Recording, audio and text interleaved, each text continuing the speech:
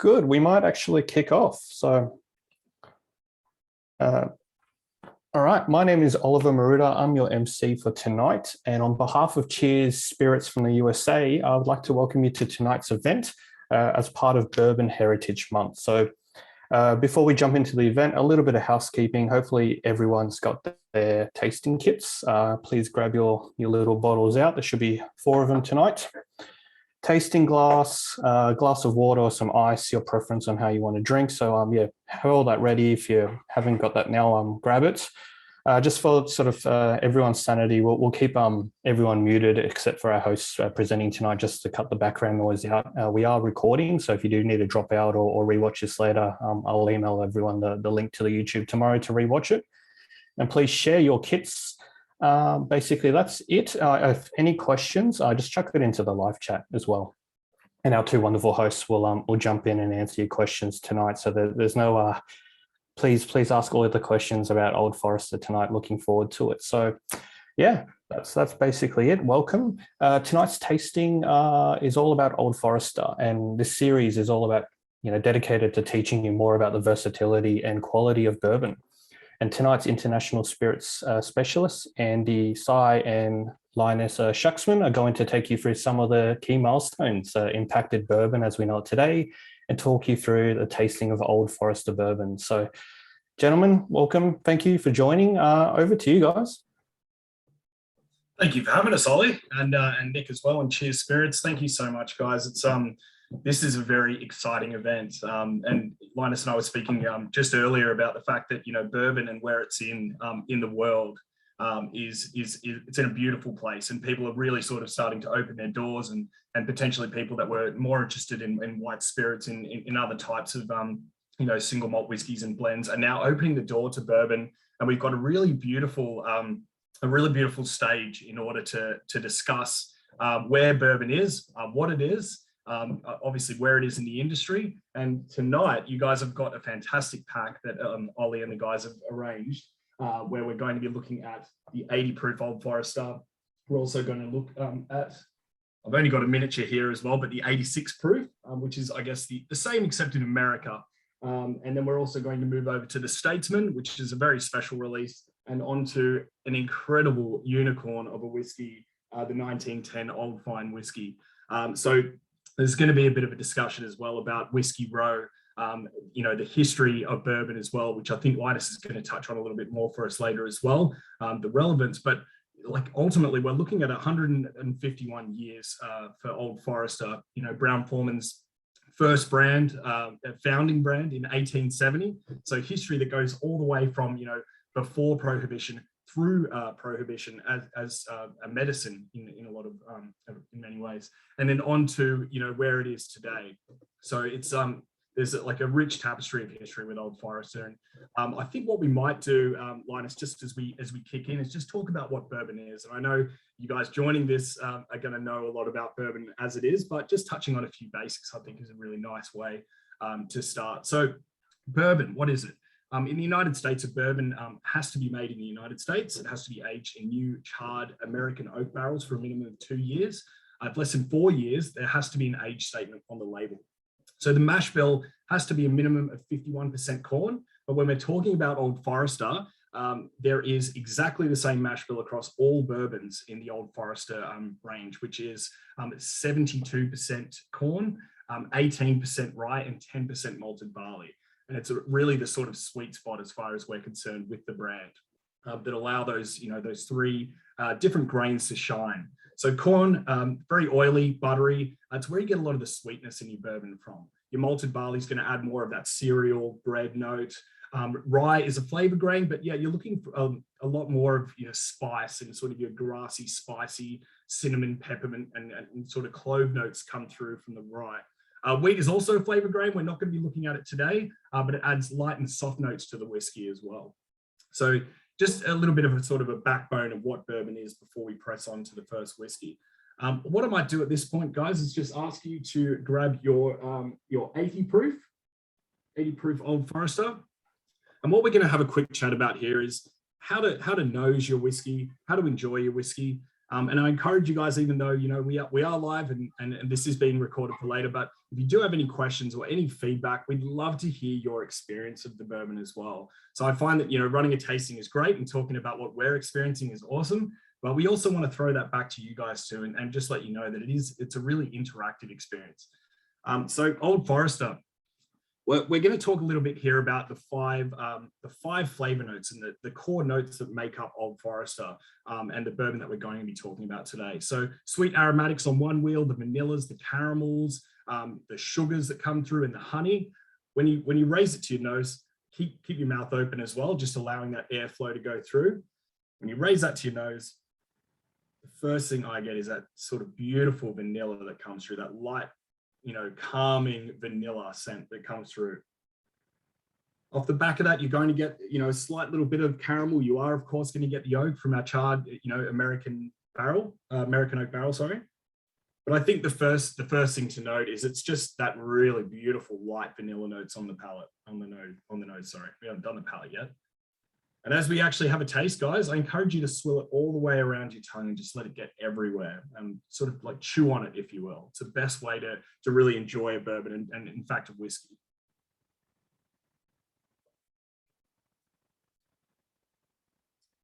So what we notice here is that we actually move, you know, from those sweet aromatics, we start to notice some of those spices, some of those grains, the molten cocoa, the toasted nuts, the hazelnuts. We really start to get a little bit of that barrel coming through in that oak profile, which is great. And I think as well, this product here in particular, at the ABV that it's set, you know, that we are going to talk a little bit about bottled in bond and what it means to have 100 proof bourbon. This one's been dialed right back down to that sort of 40%. And obviously talking about 40%, the reason that we have the 40% and not the 43 that they have in the States is just, you know, it's all to do with tax. The tax on ABVs and certain alcohols in Australia is that high that it sort of have to find that medium point, you know, when releasing whiskies in Australia. So between this, and we're going to be trying the 86 proof as well, I encourage you guys to sort of go back between the two of them and just to spot those subtle differences, because of course you're going to get a little bit more spice. You might get a little bit more of a robust note from the 43%, but this 40% here is just a beautiful, sessionable, light, crispy bourbon. And the idea here is obviously something that you can just really enjoy. You can mix, it makes a beautiful highball. But at the end of the day, it all comes down to flavor. So what flavors does the barrel lend? You know, you're going to get your beautiful vanillas, your caramels, your maple syrups from that barrel. From the grain itself, you're going to get that beautiful buttery, you know, sweet notes from the corn. And then from the wood, you're going to get, again, those nuts, those oats, those beautiful toasted flavors coming through. And your fruit and your floral notes, generally a product of fermentation, the grain itself and the process it goes through distillation to end up in that barrel is going to lend a lot of those sort of dried fruits, apples, all those other things as well. Orange peel, that's a beautiful one there on that flavor wheel, Linus. So some really, really beautiful flavors to take in.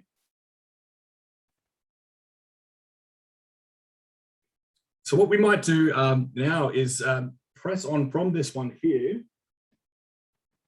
onto the 86 proof, which you guys have got a sample of there as well. So 86 proof, it's going to be very similar to your 80 proof. I think the only reason that the 80 proof is how it is, well, the only difference in flavor, of course, and in process is that it's just been dialed back a little bit in alcohol. So when we're enjoying this, it's really different. Like, it's like really interesting to note the difference between Australia and America. You know, over there, they look at us and they go, oh, these guys in Australia with their 40% alcohol. Well, of course, you know, there are going to be subtle differences between the two, but you're still going to get all of that same flavor that you get with that 43%, that 86 proof that they have in the States. So one of the key things I notice here, again, I get all of that sweetness, I get the vanillas, I get the caramels, but I do get a little bit more of a robust sort of note on the palate. It's a little bit spicier. And you guys, again, this is going to be down to you, you know, your noses, your palates are going to really tell the story here. Between those two, you know, you've got a difference of 3%. And of course, you know, if you're a master taster like Jackie Zykan, she's going to pick both up and she's going to know like straight away which is which. And that 3% makes all the difference. But for us tasting here today, just a really different, a really interesting point of difference that we might notice between Australia's release and America's release.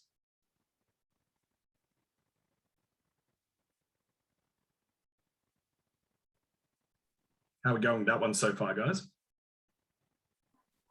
Yeah, I mean, it's just amazing. You get a bit more spice, a bit more wood coming through, just like slightly higher ABV. So the same DNA, the same whiskey, just a bit more of those kind of robust notes, but delicious, smooth, well balanced as well. Yeah, it hits all areas of the palate. It's an absolute crack. Absolute crack. I think a really good question there, Nick, as well. You know, between the 40 and the 43% releases, what's going to work better in cocktails? I'd really like to enjoy this one in a highball. I'd put it in a beautiful mint julep, just let that sugar and that mint, you know, sort of do the talking with the backbone of the spirit itself. You can also make an incredible old fashioned. Some of the ones that we're moving forward on, like the Statesman and even the 1910, you make an old fashioned with them, it's just going to absolutely sing like that spirit will. But there's nothing to say that 80 proof can't make one of the most balanced, beautiful old fashions ever. Stirring it down with a bit of sugar, you know, a couple of drops of like a walnut bitters or a chocolate bitters, even an orange bitters too. And that zest over the top is the most beautiful way just to let that spirit cut through. And that beautiful blend of sort of caramel and citrus notes that work in harmony. So I hope that answers your question, but I think between the 40% and the 43, not a whole lot of difference. You can still really, you know, work with those key cocktails together. Coming into summer, mint juleps all the way. That's what I say, you know, like go with really fresh, vibrant, bright notes, you know, to accompany Old Forester 80 proof. That's a great call, man. I think that 80% rye in the mash build, you get that mint on the back palate, and obviously it goes the cinnamon anise and the coffee and the spice notes as well. I'm getting thirsty now. Excellent. Yeah. Surprised you don't have a glass in your hand, Linus. I had it. They're just here. They're right here. They're right here. They're here. They're right over here. I'll do some talking first, and I'll get back to drinking. So. Yeah, absolutely. So very interesting to have a look at the subtle difference between those two bourbons. I think, you know, one of the key things here is just flavor. You know, yeah, exactly, Michael. You know, loads of butter and spice, apple. Yeah, potentially. So the difference, what Michael's basically saying is in the 86 and the 80, he got apple in one and potentially not the other. I find that in the 86 for myself, I get more of the spice notes and less of those fresh fruit notes. So yeah, absolutely. Yeah, 86, a bit more personality. Definitely true. You've just got everything dialed up that little percent. So I'm glad to see you guys are picking that up. I love everyone, you know, if you've got any ideas or thoughts or flavors or memories from these flavors, let us know, because you know, it's such an intensely personal thing, trying a whiskey or a spirit. And I love hearing people's ideas. It might spark an idea in my head as well, because I've drank whiskey for a few years now. I think I know it inside out. And they get a new flavor note. Oh, you're absolutely right. It takes on a whole other dimension. So absolutely love that, guys. I think before we move on from the 86 proof too, there's something really awesome that I heard. That basically, when you're taking that 100 proof, you know, Old Forester, that really big, robust bourbon, and you're sort of dialing it back to 80 and 86, as you know, which we're trying now. I've heard it referred to as, you know, 100 proof, or you know, a bottled in bond is going to come through as a full blown diesel cowboy juice, is how, you know, Jackie Zykan refers to it. And it's so funny to hear people's different descriptions of how those strengths and ABVs really bring through character and what they represent. But the beautiful thing about this one is when you dial it back to where it is, that 80 to 86%, you get this really beautiful sessionable bourbon, you know? And I think that for a lot of people that haven't potentially broken into the bourbon world, or are just starting with dark spirits or bourbon in particular, this is a really great place to start, because it's such a balanced bourbon that, yes, you can sip it by itself, you can have a cube of ice, you can drop a couple of drops of water. And if you guys want to do this at home, I encourage it. What happens is when you drop a couple of drips of water into your glass, it really allows those flavors to open across your palate. And it's a really beautiful way to, you know, try something first, a couple of drops of water after, and you're going to really notice a difference in flavor and what comes through on your palate. Sorry, I imagine you look at two things. Before you do add water, it's actually quite a good thing to leave it in your mouth, and that saliva will create some dilution before you add. But I won't add water if you want to, but try it first. And also, Andy, a question for you. Want to tell the guys what the difference is between proof and ABV, so we're all on the same page? Yeah, absolutely. So proof is basically, it's the name of the ABV as it goes into the barrel. But the way it comes across in ABV for what goes on our bottle is basically 50% of that. So 100 proof, just to explain it, is going to come through as 50% ABV. and Proof essentially, I think Linus started back, it would have started around the same time as that Bottled in Bond Act came through, right? The difference in name with Proof? Yes, so I listen, there's just the old story that you probably all heard about Proof, is that they get gunpowder. If it was an even burn, it'd be 50%. I mean, Proof actually was alcoholic. So basically, the Proof is just double the ABV. So say 50% ABV, it's 100% Proof. Yeah, if it burns evenly, which sounds quite dangerous to me, it actually was Proof that it was half and half. So it's just double the ABV. In the US, I always say Proof, and here in the UK, we always say ABV, alcohol by volume. So if you look at a bottle of price, it says 40% ABV, 40% pure alcohol, 60% water. So alcohol by volume. Sorry, Andy, my apologies. No, that's great. As you were. Yeah, no, so great to hear you guys commenting on that as well. I think at the end of the day, you've got a solid, beautiful, sessionable bourbon, at both the 86 proof and the 80 proof that you can really enjoy. And people that are just starting out, fantastic. Get them onto this. It's a really great way to start with bourbon, but it really stands up on its own in cocktails as well. So from this, we might move on to the Statesman. Now, if you guys want to grab that one. So we're starting to dial up everything a little bit with the Statesman. You're going up to 95 proof. I'll just hold up that bottle as well for you guys as well to have a look at. So 47.5% ABV. Exactly. So you're just halving that 95 proof. So Statesman's actually a really interesting story behind this one as well. So I don't know if you guys have seen the films, but Kingsman, the first obviously based more in the UK. And the second film that came out in 2017, The Golden Circle, had a sort of a United States and Kentucky counterpart, made famous by Channing Tatum wearing a massive cowboy hat and walking around with a shotgun. But the idea here was Matthew Vaughn, the guy who put the films together, is actually a close personal friend of Campbell Brown, obviously one of the founding Brown family members. It was actually, at a lunch in the UK, and they bumped into each other. And Matthew was talking about this plan for the second film. And he's like, I'd really like to do something that, for the American side, yes, we did single malt whiskey in the first film, but we'd really like to have an American counterpart for this whiskey. And the idea was basically, look, we love Old Forester. We'd love to work with it. He sent the script across to Campbell Brown and to Jackie Zykan, our master taster. And they said, look, can we do a whiskey collaboration with you guys? And can we have it represented in the film? And for any of you that have seen it, there's these really beautiful scenes in the brick house or the warehouse where they've got these giant barrels that say Statesman across it.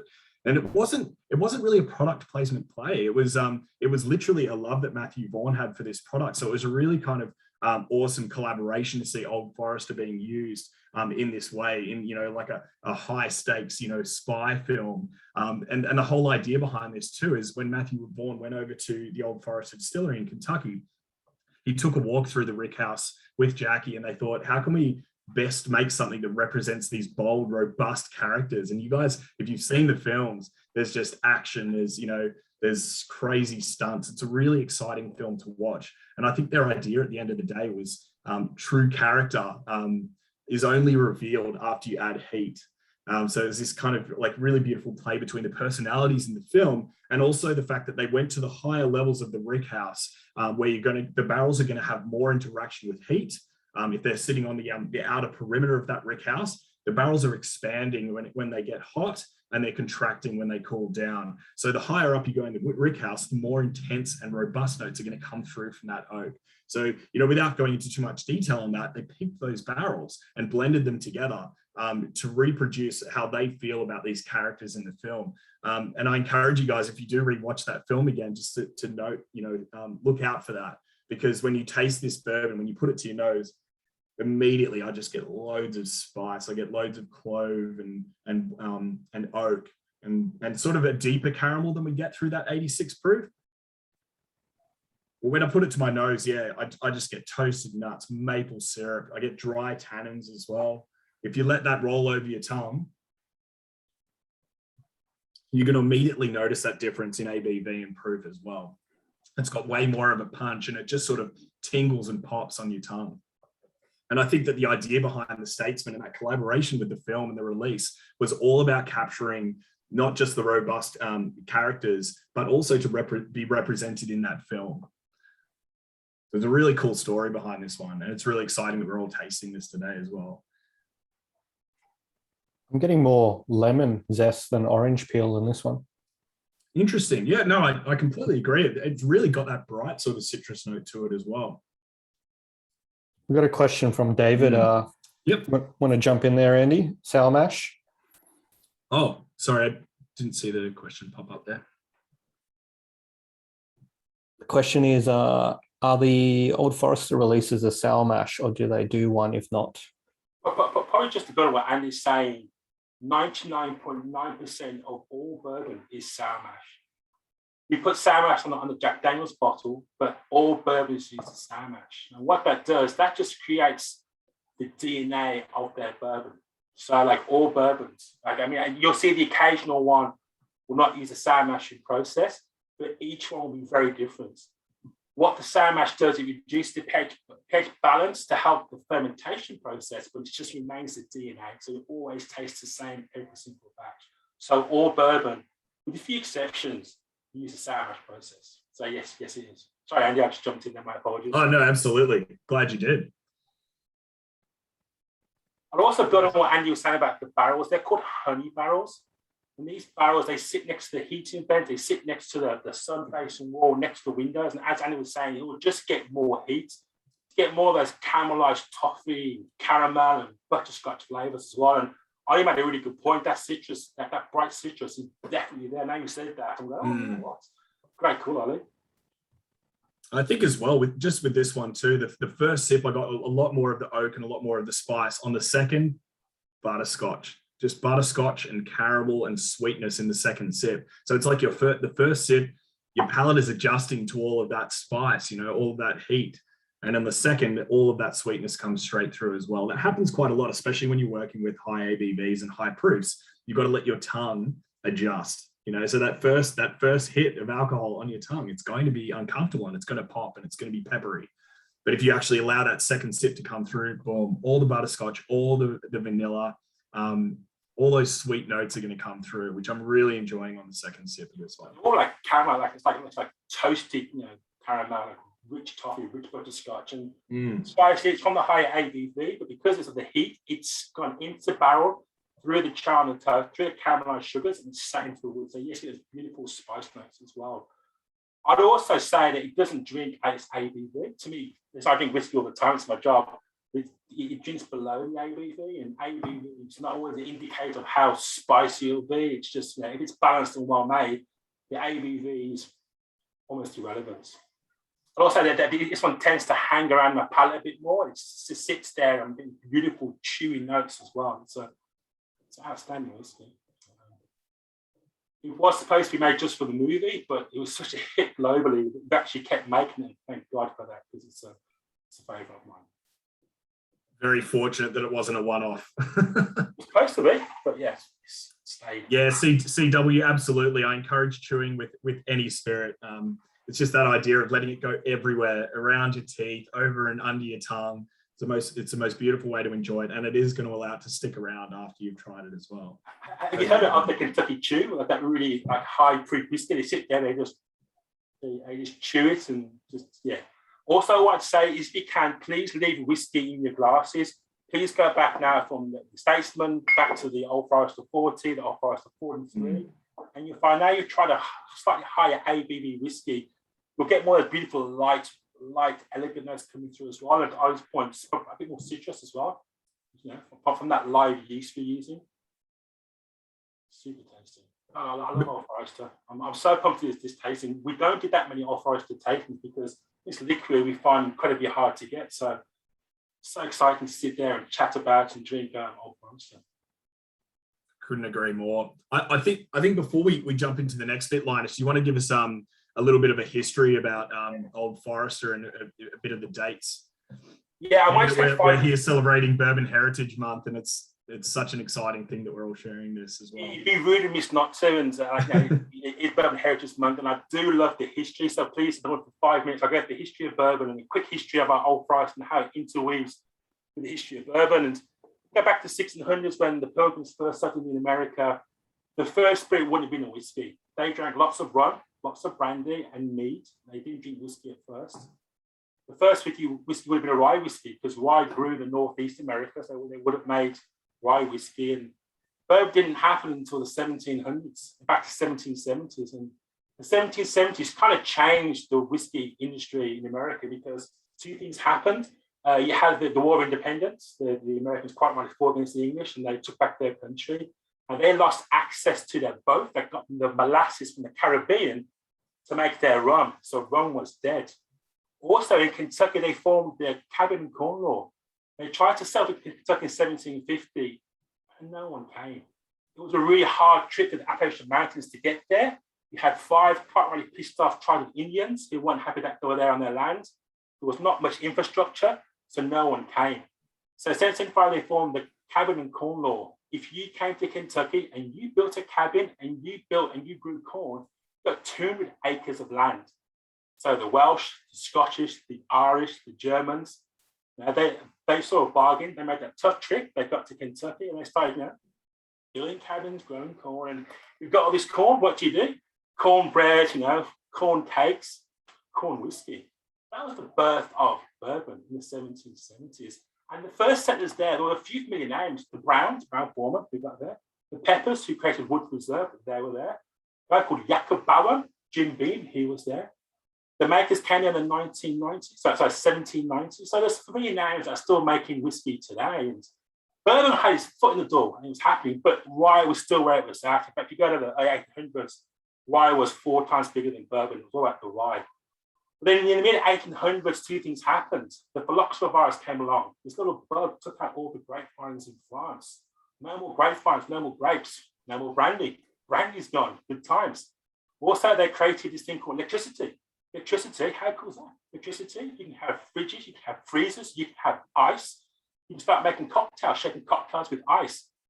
And this is the golden age of cocktails, like these spirit-forward cocktails, celebrating the flavor profile of bourbons, ryes, the Sazerac, old-fashioned, Manhattan, all these amazing, wonderful cocktails. And bourbon and rye were flying. And then obviously, it came to the 20th century and all in pear shapes. First World War really hurt whiskey.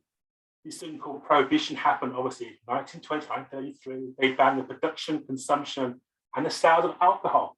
So that just decimated the whiskey industry. After the 1930s, bourbon did make a comeback. In kind of a way, rye was dead. It almost killed rye. And bourbon went along for a while, like in the Second World War, another slap to the face. And a spike in the 60s, bourbon and rye came back a little bit. And along came the 70s, and we always joked that disco killed whiskey. It all became like vodka and fruity drinks, and the 80s were even worse. When I started bartending in the late 80s, I know it's hard to believe. It was all about vodka. Bourbon was dead. It was just absolutely dead. And in the turn of the century, something happened. People wanted flavour. They wanted taste. They wanted to taste their booze. And whiskey, like bourbon, Scotch, Irish, did make a comeback. When we fast forward to 2020, and there's never been a better time to making these amazing, interesting, diverse, super, super tasty whiskey. So a few years ago, there was a paradigm shift in that, this is crazy, whiskey overtook vodka as the most drank spirit in the world. Whiskey, American, Irish, German, obviously Scottish, Australian, Taiwanese, Japanese, put together. People are now drinking flavoured whiskey. They want flavour. It's such an exciting time to be part of this amazing whiskey industry. That's the whiskey, history of whiskey in 4 minutes. How good am I?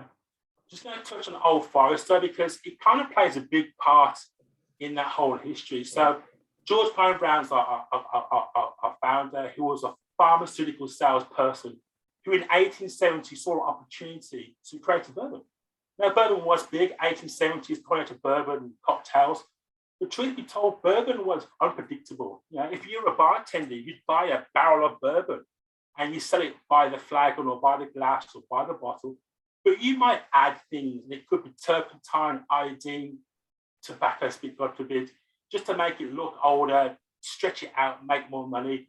And also, crazy enough, if you were a patient, whiskey was a commonly prescribed solution to your ailment, to your sickness or your headache, and medicinal whiskey was no better. George Brown thought, I'm going to create a whiskey, and I'm going to do 2 things. I'm going to batch up people in 3 different distilleries, Mattingly, Melwood, and Atherton. And he blended it. So at the time, he didn't blend whiskey. He'd buy it from one place or make it yourself. He also, the crazy part was, sold it only in the bottle. Bottle, sealed, signed by George Darwin Brown, which made law in 1897. It's a normal thing now, but in the 70s, it wasn't done. It wasn't done at all. He partnered, actually, first he partnered with his cousin, the wonderfully named William Street Brown. They had a fallout. He wanted to create Four Roses. He went to his lawyer, George Foreman, obviously George Foreman, and created Brown Foreman, and started making this excellent whiskey. And yeah, and he did the right thing. Forester was the name of the doctor, Dr. Forester, a well-known local figure. So he actually licensed his name, but it was a lie. When he died, he actually changed the spelling to just one R rather than two R's. We made a great whiskey, and Annie will touch on some of the amazing things over the next 50 years. We'll fast forward to 1920, again, Prohibition, which decimated the industry. We did have 11 licenses that you could do for make whiskey for medicinal purposes. I think 6 were granted. We had one of those 6 licenses. So we actually made whiskey during Prohibition for medicinal purposes. So if you're going to have a headache or stomachache or fever, you're going to dram of Old Forester whiskey just to sort you out, which is kind of cool. And of those 6 licenses, the other 5 either gone or being bought and merged into somebody else. So we're the only guys who are still going strong during that. Obviously, during the 50s, we bought this little tiny distillery called Jack Daniels, you might have heard of. Probably the best move it's tiny, you might have heard of it, Jack Daniels. Probably the best thing we ever did, because there were some pretty tough times. As I said before, like whiskey just struggled in the 70s and the 80s. And if you were a Jack presentation, I'd be saying how Jack Daniels literally saved the American whiskey industry. Just like Jameson did with the Irish industry and competed with the Scottish and Johnny Walker. We actually saved it, which was just kind of cool. And obviously, you fast forward to today to this amazing time, and what Old Forester are doing right now is so cool. It's so interesting. It's so diverse, and the really cool thing is we're now back on Main Street on Whiskey Row, actually making whiskey where it all first started back in 1870. So that was as quick as I could, guys. I could go on for hours because I genuinely love the history of whiskey and alcohol. The only problem with the history of alcohol is alcohol. People drinking at the time is not always 100% right. I'm going to pass it over to Andy. So Andy's going to tell you all about Whiskey Row and what we're making there right now. And the lucky guy was actually there. Was it 3 years ago you were there? Yeah, so I was very fortunate. I got on a trip out to Kentucky in 2019. So it was right before sort of the world got turned upside down. I was incredibly lucky to be on that trip. But yeah, Linus, exactly what he's talking about here. There's so much history, not just to bourbon, but American whiskey. And I think the Whiskey Row series, exactly where we're going to land with our 1910 over here, is a really an important part of Old Forester's history and what they're doing. So with the Whiskey Row series, you've got your 1870 release, which is basically a throwback to those 3 different distilleries that existed in 1870 when they were blended together to make that release. So 1870 is all about capturing the past and honoring the past and how it was first done when George Garvin Brown set it up. You fast forward to 1897, the 1897 release is all about bottled in bond, that act of 100 proof having to go into the bottle, following all these rules. The fact that it had to be aged for a certain amount of time, it could only be taken from one distilling cycle. So all these really sort of strange laws that came in with bottled in bond. Fast forward then to 1910, which we're about to touch on now. I might actually go past that to 1920. So the 1920 release here, even though we're not trying it tonight, it's all about Prohibition style. So that style of whiskey that was being sold during Prohibition. And before Linus was touching on it too, it was being prescribed for any ailment. So people were coming up with ailments just so that they could get this great whiskey. But it's a very innovative thing that that Old Forester did in order to get us through that really tricky period was changing the business model to be able to market it as a medicine. But if we dial that back to 1910, there's actually a really fascinating story that goes along with this one in particular. So 1910, there was actually a fire in the bottling line. We've got this beautiful picture of Old Forester sitting there on Whiskey Row in Kentucky. So there's a little sort of snapshot. Running parallel on the left there is the Ohio River. And just walking down there, just the amount of history that was on that street. 89 different distilleries, back in the 1800s or late 1800s. Old Forester was the only one that was distilling in the center of the town at that time. Everyone else was out in the counties. It was sort of unsafe to do it in a city environment. But Old Forester is still where it started now, today, which is a crazy thing that, you know, at the beginning of history and now today, Old Forester still stands there as well. So 1910, that fire in the bottling line, basically they had all this whiskey that was in the vats ready to go. But there was a fire. They had to do something with it. They couldn't just leave it there. And of course, during that fire and where the whiskey was, it had changed and it didn't taste exactly like Old Forester. So they had this idea that, you know, it could have worked, it could have failed. They don't know, but they had to put it into these barrels, you know, charred barrels. And when they took that whiskey out of the vats, it was ready for bottling and put it into barrels. They actually came up with what's called a finishing barrel. And it was a bit of an accident at the time. They were just trying to sort it out. But what they found was that this deep char in the barrels after the whiskey was coming out for bottling, by putting it in that second barrel, it gave this beautiful, rich, dark, caramel, maple syrup, treacle, dark chocolate note that hadn't emerged before. So the 1910, when we're looking at old fine whiskey, as it's called, this one here is sort of a dedication, a throwback to what happened when that fire in the bottling line halted their progress and they had to put it in another barrel. So now you have other products that are using finishing barrels, but before that, it was never a thing. So I compare this as well. If you guys have a bottle of Woodford Double Oak, perfect example of another bourbon that is being used with a finishing barrel. And if you have them side by side, I encourage you to sort of try them because there are similarities in the style. But this one here, this one doesn't exist. You know, in Australia, I don't even know. There'd probably be a couple of bottles in Australia. But right now, it is just the biggest unicorn of a whiskey. So I'm very excited to be sharing this with you guys tonight. And again, sorry, mate, just jump in. Yeah, absolutely. Double Oak, it's aged in a heavily charred barrel. So that's just a char. So what the char does, it caramelizes the sugars. You get these beautiful, rich toffee caramel flavors coming through. With the 1910, I apologize. With this, we toasted the barrel. My apologies. With the 1910, Andy will say we actually charred the naked flame. And if you're doing a normal barrel for like Jack Daniels or Woodford or Old Forester, it's a 25-second char. This is almost a minute char. So they really ramped it up. So it said that the first time it's aged, it's in a charred, a toasted char. Second time, it's in a very, very, very heavy char, which is crazy. Like alligator skin char. I'm crazy. Sorry, my apologies. Alligator skin, I like that. But yeah, when you think about it too, 1 minute of char, if you get a massive blast of fire that goes up into a barrel in 22 seconds, that's the block you're looking at that Linus is holding there. That's what happens to the barrel. If you give it a full minute, it's almost disintegrating. It's almost falling apart. And the whole idea was that, yes, that sounds like a crazy thing to do, but the flavors that emerge from finishing in that barrel are just incredible. So on the nose, if you hold that up with me, guys, you're going to notice immediately just that treacle, maple syrup, chocolate kind of note that comes through. And the difference here in the flavor wheel, you know, we're looking at, you know, dark caramel, dark chocolate, brown sugar, leather, you know, tobacco, clove, all those really sort of rich, spicy and deeply sweet notes that come through. The cedar and the oak, yes. That apple, a little bit less present with the fruit, but only because of that charring. But, you know, that flavor is all about really rich dessert-like notes that come through. I love the dark cherry notes. How good is that? Yeah, that's a really good note, actually, cherry. Like fruit and floral. Dark cherry is so accurately pointed out. You know, your cinnamons, your cloves, your tobacco as well with the spice.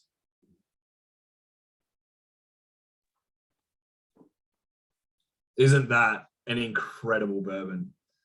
I think, you know, the old fine whiskey, you know, listening to Jackie Zykan talk about this one as well, that Kentucky hug that you get on your throat. You know, these expressions that they use, they're always beautifully poetic and quite funny as well. A Kentucky hug, it's like someone's just picked you up and given you, you know, a nice warm hug. And that's what it feels like, you know, when you're drinking this whiskey. But those brown sugars, maples, all a product of that second finishing, and that, you know, just under a minute charring on a barrel. That's what happens. You get a beautiful dark spirit.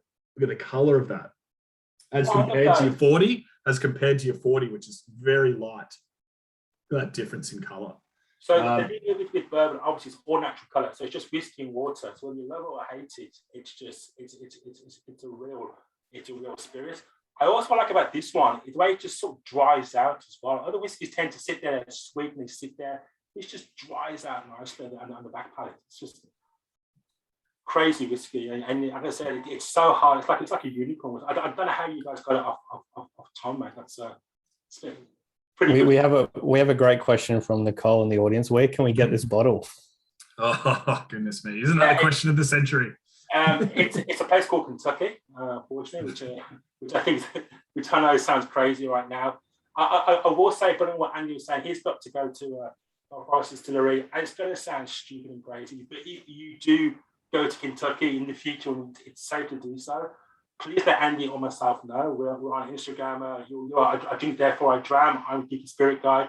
Feel free to hit us up. We would love to have a person show you around, because we can tell you how cool it is, and we can show you pictures and tell you stories until you actually get to go there and feel the history. And he was saying it before, like those bricks you see in this picture here are the same bricks that George Brown was stared at in 1870. The Brown family fought really hard to save this piece of real estate because it was in their history, it's who they were. And we chat about Old Forester in the 80s, it was a 5,000 case a year brand. It was almost gone, but again, it was their history, it's who they were, it's what their great grandfather had created. And the fact that it's back to its former self and its former luster, and we're taking these massive swings to really interesting, diverse whiskey. I think Old Forester, along with Woodford Reserve, and maybe even Jack Daniel's in the future, are just some of the most interesting whiskeys being made now. They're doing such cool, diverse things that play history to their history, while just taking chances. And to do great things, you've got to take chances. And I think we're taking some great chances and having some great wins at the moment. So it's such an exciting brand, and I really hope we can either get more whiskey into the country or get in a plane and go there and check it out ourselves. One or the other. Sorry, mate. Yes. We've got a few questions coming in, guys. Absolutely. So first one's from David. What sort of H statements are we talking about across the range here? Generally speaking, they work with non-age statements, but you do have those minimum laws as well, or just the minimums, for a straight bourbon whiskey at the 4 years. The Old Forester 80 proof and the 86 proof, they sit at that 4 year mark. But again, it really comes down to when it's ready as well. Linus, you might have a bit more. Yeah, so I want to build on that. So you'll find most bourbons will tend to say when it's ready. So Jack Daniel's, we say 4 to 5.5 years, because we've got very tall warehouses, thin bolster wood. We're at the mercy of the climate. With our warehouses, they're climate controlled, which means that like in the winter time when it's cold, we're actually doing heat cycling to get more interaction. So we're at the 4.5 year mark, and it tends to be kind of the same because we're actually controlling the warehouses, which not many guys do. So it's around the 4.5 year mark for Statesman and for the Old Forester. The other ones they're a little bit older, but it's all about taste and flavour. It's not like Scotland where age tends to dictate because it's a pretty cold climate. They use barrels, so the older it is, the more complex it is. With bourbon, we're using brand new barrels. We've done heat-controlled warehouses. It's kind of like a tea bag in a tea. It can stay in there too long, and it can get tannicky and stayed. How's that English word? Stayed and tannicky. So yes, it's around the 6-7 year old mark, but it doesn't really matter. It's just like if it's right and the flavour's there, we'll take it out. So the core range around 4.5 years. In this range, maybe 5 to 6 years. We do obviously with our birthday bourbon, which is even harder to get. That's like 9 to 14 years old, depending on the barrels, and they do it by flavour, not by age. So I'm not sidestepping the question. It really is a case of when the barrel tastes right, we'll take it out. But the core range around 4.5 years. Thanks, guys. And question from me, because you just mentioned it, new oak barrels of virgin cask. What's the story behind that? Can you explain what that means and why bourbon, goes down that method? Yeah, well, when they were writing the laws in the 60s, the senator who actually was the person behind drafting the laws was a senator for Montana. And guess what Montana grow? White oak trees. So who would have thought? So it was poured by happenstance, not by political shenanigans. But we also know that high sweet corn, that fresh wood with the caramel, it just works so well. And I was saying before, we actually make our own barrels. We're the only guys that actually make their own barrels for Jack, Woodford, and Internal Forester. So we use them once, we sell them on, and it's now a big part of our business. So I think like all Tabasco sauce is aged in ex-Jack barrels. 2/3 of all Scotch is aged in ex-Jack and Old Forester barrels. Like, Appleton Estate is aged in, rum is aged in Jack barrels. So we now use them, we sell them on. And obviously, that new oak, again, vanilla, caramel, butterscotch, toffee, and it goes great with sweets of the corn. Linus, we've just had Michael ask if we can have the 1910 flavor wheel back up. Yeah, of course, you should go. And I love this question from Kathleen. Do you think bourbon will keep growing in Australia, or has it hit its peak already? That's a really good question. I think if you look sort of 10 to 20 years ago where bourbon was versus where it is today, it's been just an exponential growth. There are people that are now going for, small batches, your older age statement. They're seeking out, people are really seeking out those rare expressions of bourbon. But I think that it definitely has not hit its peak in Australia. Obviously just going off my personal prediction and just seeing where the world is at, not just the Australian market, but where the world is at too. The Australian market's a pretty good example of like a younger version of where the States are at too. That vibrancy and that desire for new bourbons in Australia now it's through the roof. And I can't see it dying down. In fact, I see rye also on its way up alongside bourbon. And I think that, there's going to be some incredible things as cocktails start to develop and change as well, the way that people are using bourbon and enjoying it. We're seeing people, sipping bourbon and enjoying it by itself. Whereas, when I was young, when I was growing up, it was never a thing. It was bourbon and Cokes or mixed drinks. Now people are seeking out that really unique bourbon sipping experience that they didn't in the past. So I see the next 5 years being a lot more growth in Australia, especially in the bourbon market. Yeah, I'll add on that two things. One, I think also it's now asexual, male, female, both living it. That's because females tend to have a better palate, I have to say, which is pretty amazing. I sat down 10 years ago and had to write a prediction of what I thought the growth would be for Jack Daniels and Old Forester and bourbon, just to see, do we buy more cooperages? Do we build more stills? Do we plant more trees? And I was way out. Like, there's been so much more than I anticipated. I was completely and utterly wrong. Also, to Andy's point, I think just this trend towards premium bourbon and quirky bourbon, obviously where the whiskey roast sits and the Statesman sits is crazy as well. So we see no decline in the immediate future. Which is exciting. Linus, a quick question from Alex as well. She's just asked at what year. Alex, hey Alex, how are you? Yeah, exactly. Hello, Alex. Hello. Rockstar persons. She's asked what year Old Forester actually got released in Australia. I was part of this, so I should know. I was part of the release team. I'm going to say 5 years ago.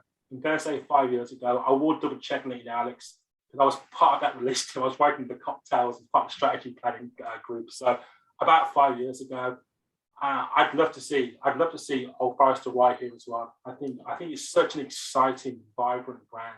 I think hopefully we've got the brand manager online, so we might try and know to see if we get some more pricing.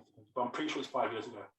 And good work, Michael, on that comment as well, converting Scotch drinkers into bourbon drinks. I mean, converting anyone onto a new product, regardless of what they love the most, is amazing, right? Just opening people's eyes to new tasting experiences. I might build it. Sorry, I might build it. I used to do lots of Scotch shows, and I've been in like maybe Jack Daniel's single barrel. I'm a Scotch guy, I'm a bourbon guy. It's now I'm a whiskey guy or whiskey person. Sorry. I think that boundary between American and Scotch and Irish and Australian, those walls have come tumbling down. As long as it's good whiskey, people are there. That's it. I think anyway, for sure. Just a follow-up question from Alex. Are we seeing any more Old Forester brought down under? It's that's a really good question. I think again, speaking back to Jackie Zykan, who's one of the most passionate people that I've ever had the chance to meet her, and it was one of the greatest days of my life going to Old Forester Distillery, sitting down for a tasting, and then Jackie strolls into the room and just says, "Oh, hey guys, welcome," and I was just like, no way, this isn't happening right now, and one of the things that she talked about, when we were tasting the rye, which is almost impossible, to find in Australia as it is, the rye expression is a beautiful Old Forester expression. but she was talking about that too. She's like, we want to take over the world. We want to dominate, Old Forester, we want to have it everywhere.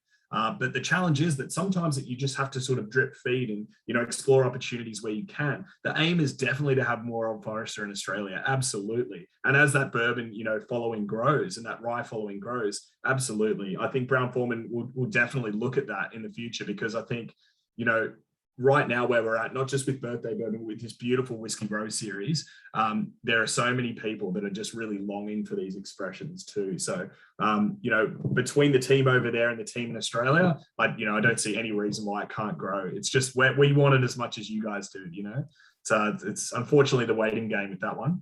I don't think COVID helped it, unfortunately, but watch this space. Yeah. I will say, I know that there's a group doing a single barrel Old Forester that's for sale, I think in next week, and they bought out a barrel last year and sold out in 25 minutes. So I think the demand's there. So hopefully, in the near future, we see more Old Forester things. Because like I said, what they're doing is unbelievable. It's so exciting. And 1910 has turned into like this beautiful fudge now. Like on my third sip, it's just fudge.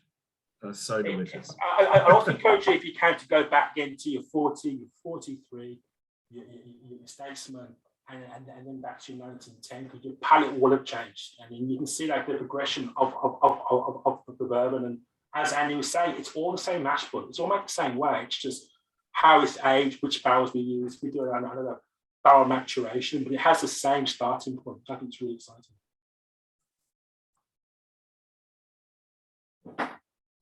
Yeah. Alex, yes, it is frustrating to not have it here now. And yes, all of us feel like pounding our fists on the table in frustration, because once you've tried it, it's like, why would you give us something and then take it away, But I think for sure it's just exploring those opportunities of how we can get these beautiful whiskies the right exposure. Where do we start? We start by supporting it. We choose Old Forester when we go out to drink. We grab that bottle of Statesman and ask for an old fashioned. If you do see these unicorns in bars anywhere, guys, buy them. Enjoy them. Sit there and enjoy a birthday bourbon if you ever see it in a back bar, because it needs that love to grow.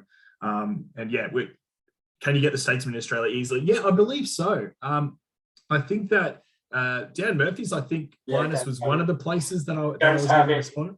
If you work in bars, your supplier has it. If you see a bottle of Old Forester in the bar, please text me and let me know where that bar is. If you want to go let us know. Let us know, because we'll go and drink it, because it's a whiskey that I'd love to try again. Like I said, I was there first in 2010. I tried Old Forester. I was like, this is amazing, especially for the price point. It's absolutely amazing. So I'm glad that it wasn't out here then. I'm glad that you can at least get the Old Forester 40 and the Statesman. If you're lucky, you can get some of the Whiskey Row and maybe the Birthday Bourbon.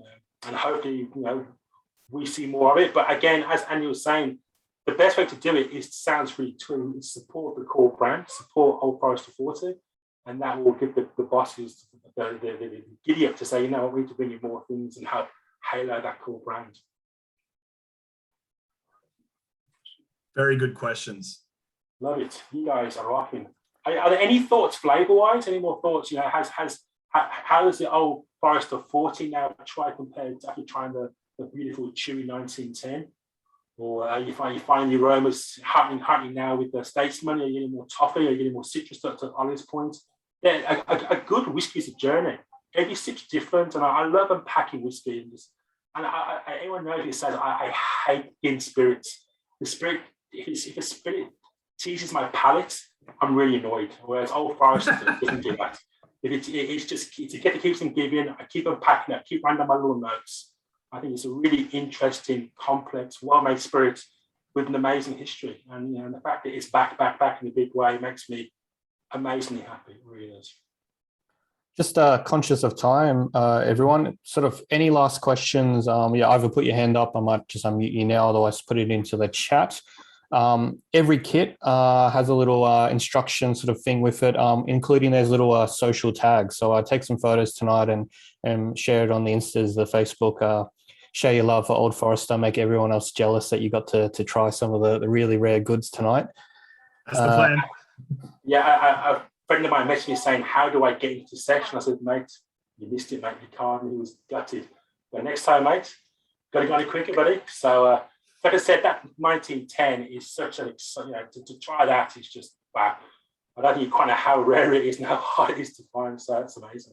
So both Linus and Andy are highly active in the bar scenes. They're your local Brown-Forman reps here, and you'll see them around. Jump on the socials. Any questions? If we don't have time to answer them tonight, jump on and bug them. They'll talk Old Forester all day and night with you guys. So book away. I'm in lockdown. I'll talk one night. So I'm geeky spirit guy, and Andy is. I drink, therefore I dram. Is that right? I drink, therefore I dram. Yeah, with a couple of underscores. Awesome. Yeah. But thank you so much, Ollie, for having us just before we pop out as guys. well. It's an absolute pleasure, and Nick for setting it up as well. It's a real pleasure for us to share with you guys, So yeah, thanks again for having us on board. It's been really thanks for joining us. Really appreciate it. Awesome. Thanks to everyone joining tonight. And for those lucky enough to score, we have 2 more Brown-Forman tastings next Tuesday and Thursday as part of this. So if you got your kits, or hopefully they will arrive soon. If you were lucky to score a ticket there, we'll see you in the next coming days. But otherwise, I'll email everyone a link to the YouTube tomorrow, as well as all the socials and handles. If you want to reach out to Andy and Linus direct, we'll share those details tomorrow. Otherwise, I will unmute you, Alex. There you go. I just wanted to say, Linus and Andy, that was absolutely great. Thank you so much. Glad you enjoyed it. Awesome. Thanks for the questions. Well done. Absolutely love it. Any last questions from anyone? Awesome. Well, we will see you at the next one. Stay safe, everyone. Enjoy your whiskies. Currently going to call people now to try and get a bottle. Yeah, do it. Do it. Awesome. Thank you so much for joining, Thanks, you guys. Really appreciate it. Great to see you. Great to see you all. Thank you. Thanks.